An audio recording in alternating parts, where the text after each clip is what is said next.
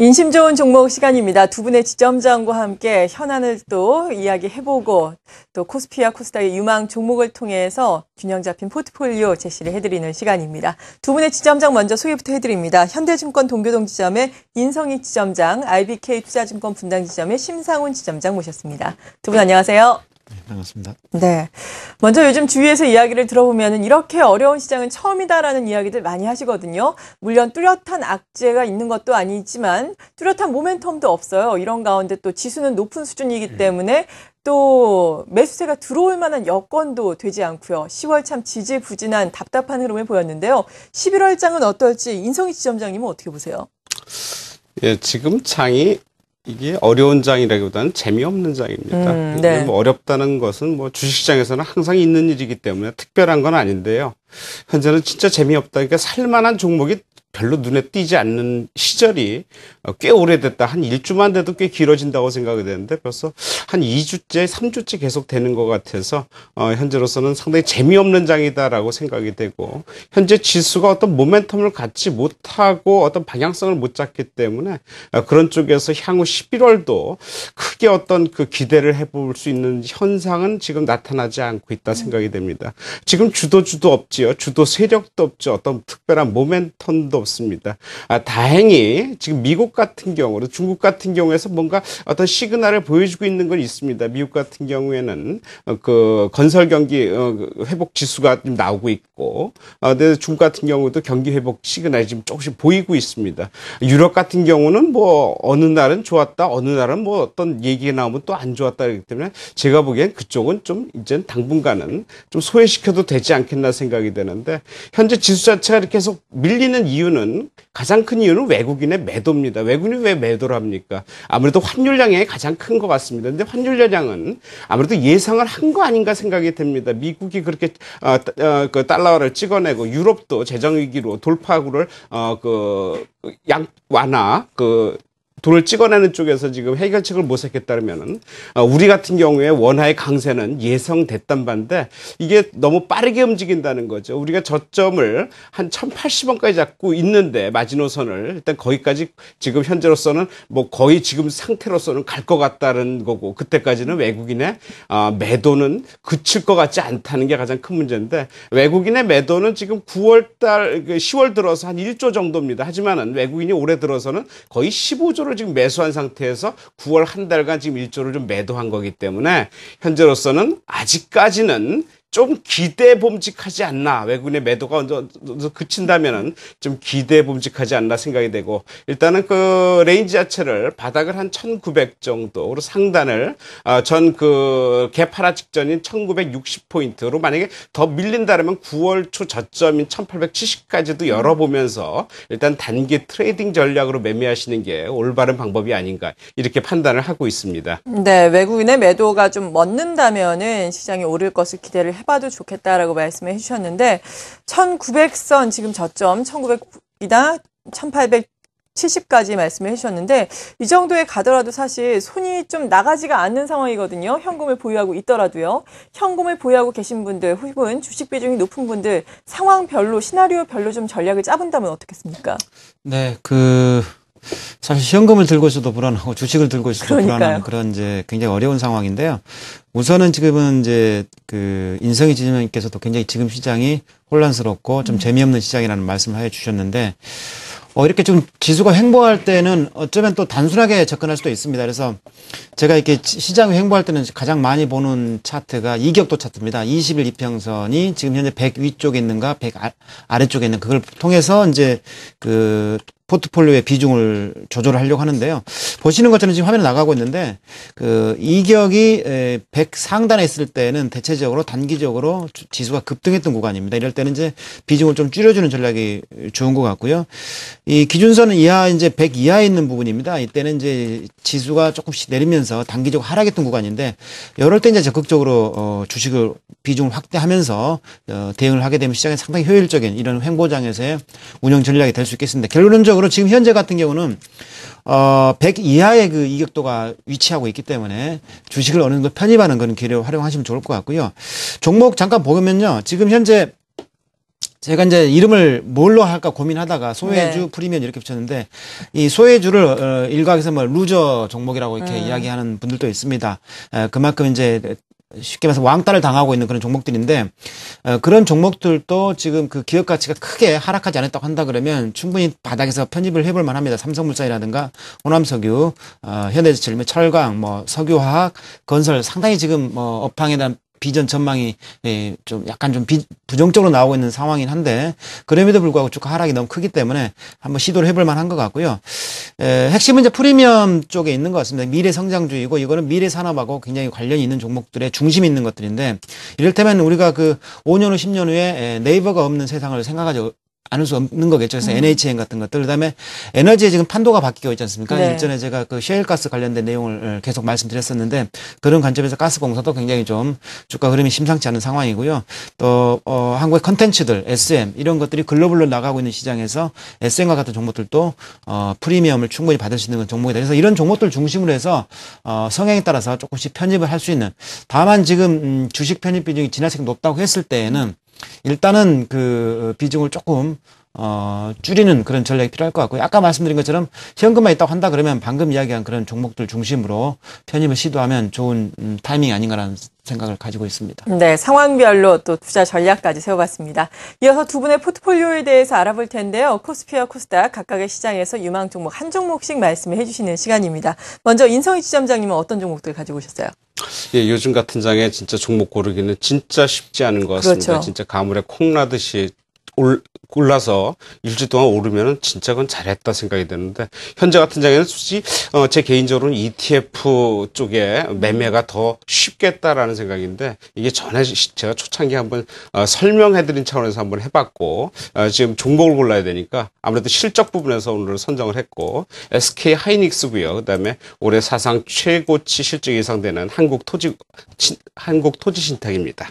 네, 실적 호전 전망에 따라서 주가의 흐름도 최근에 양호한 흐름을 보이고 있는 두 종목 가지고 오셨습니다. 심상훈 지점장님은 어떤 종목들 가지고 오셨어요? 네, 우리가 이제 종목을 사실 저도 증권사 직원 생활을 굉장히 오랫동안 하고 있습니다만 네. 이 사무실에서 종목을 고르는 거는 한계가 있습니다. 그래서 최근에 이제 현업에 있는 분들, 뭐 대표이사라든가 이런 분들 굉장히 많이 만나고 있는데 사실 바로 어젯밤에 제가 종목을 정했습니다. 어젯밤에 예. 이제 온라인 게임업계에 있는 좀 굉장히 그쪽에서 대표이사도 하시고 굉장히 유명하신 분들과 제가 식사를 할 기회가 있었는데 거기에서 이제 그 흐름에 대한 변화에 대한 이야기를 듣고 NHN 오늘 편입을 하려고 하고 있고요. 그다음에 이제 낙폭 과대 종목 중에서 심텍을 두 번째 코스닥 종목으로 가져왔습니다. 네, 주가의 동향만을 보자면 어떻게 보면은 단순하게 보자면은 좀 반대되는 성향을 가진 종목들인데요. 한 종목 한 종목씩 또 알아보겠습니다. 먼저 SK 하이닉스 최근에 정말 좋은 흐름이에요. 수급도 상당히 좋고요. 어떻게 봐야 되겠습니까? 예, 뭐 딱 맞습니다. 실적 좋고요.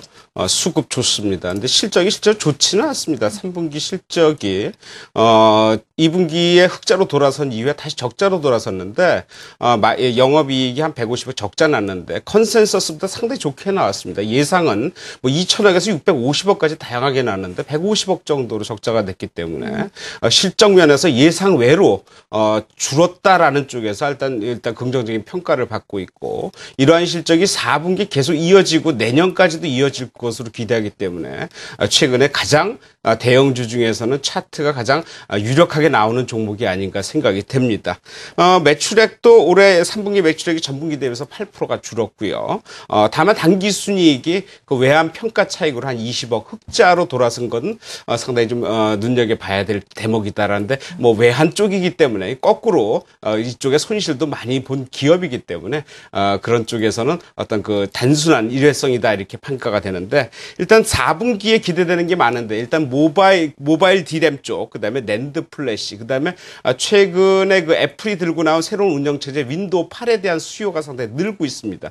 그런 쪽에서 아마 실적 부분으로 바로 연결될 것으로 예상이 되고 예상되는 그 4분기 실적은 영업이익이 한 1,600억 정도, 그다음에 매출이 전분기 대비해서 한 12% 증가하는 쪽에서 나타나지 않을까 생각이 되고 내년도 예상이익은 애널리스트들이 한 영업이익이 1조 5천억, 매출은 12조 이상 될 것으로 상당히 평가하기 때문에 올해 3분기를 바닥으로 4분기 실적 개선, 내년에는 실적이 확정되는 그런 쪽에선 상당히 괜찮겠다 생각이 되고, 수급적인 측면에서도 최근에 기관과 외국인의 동반 매수가 계속 이어지고 있다는 쪽, 그다음에 차트 자체가 보시면 알겠지만 상당히 유력하게 전 고점 직전에서 계속 상향 돌파하려는 모습, 그다음에 짧게는 역 헤드 앤 숄더, 그리고 주봉으로 보더라도 원형 바닥을 그리고 있기 때문에 현재로서는 가장 안정적이고 유력하게 매매할 수 있는 종목이 아닌가 일단은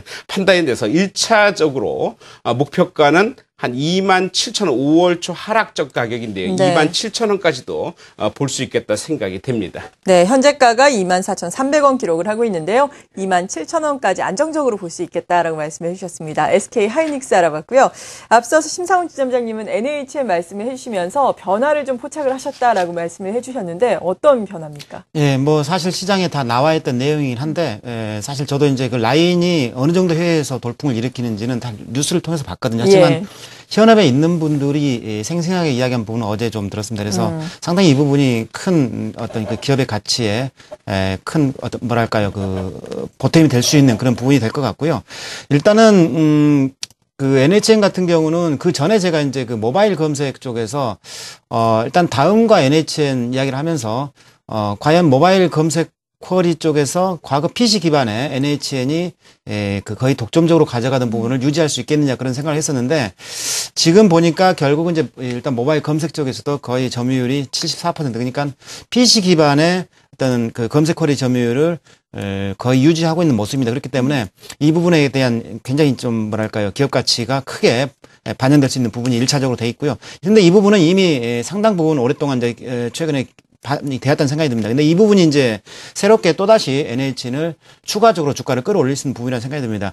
특이하게 그 라인은 이제 우리나라 치면 카카오톡하고 똑같다고 보시면 될 것 같은데 네. 이게 전체 가입자가 대략 6천만 명 정도 되는데 일본 가입자가 그중에 한 3천만 명 가까이 될 정도로 한 절반 정도가 일본 가입자입니다. 그래서 그 일본 쪽에서는 아직까지도 이제 그 스마트폰 그 보유 비중이 우리보다 훨씬 낮은 수준이기 때문에 이 부분이 계속 증가할 것 같고요. 과연 그러면 일본 쪽에 있는 라인의 가입자 3천만 명 이 정도 수준이 기업 가치에 얼마나 보탬이 될 것이냐. 네. 우리나라 카카오톡의 그 게임 플랫폼을 통해서 기업 가치를 거기에 준해서 산정했을 경우에 대략적으로 3조 원에서 4조 원 정도의 가치가 추정이 된다고 합니다. 근데 그 부분은 2013년도에 반영될 예정이거든요. 그렇기 때문에 일본뿐만이 아니고 그게 또 동남아 쪽으로 계속 가고 있는 상황이기 때문에 이러한 부분들이 NHN의 어떤 그 글로벌화 이런 부분들이 굉장히 추가적으로 주가를 끌어올릴 수 있는 부분이라는 생각이 들고요.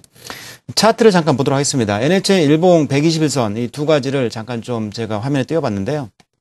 보시는 것처럼 최근에 그 외국인들 수급 때문에 주가가 조금 단기적으로 그렇죠. 밀리고는 있습니다. 하지만 추세가 아직 변하지는 않은 것 같고 이게 파란색의 121선인데요. 이 부분을 깨고 밑으로 내려간 다음에 NHN에 굉장히 큰 무슨 일이 있는 거겠죠.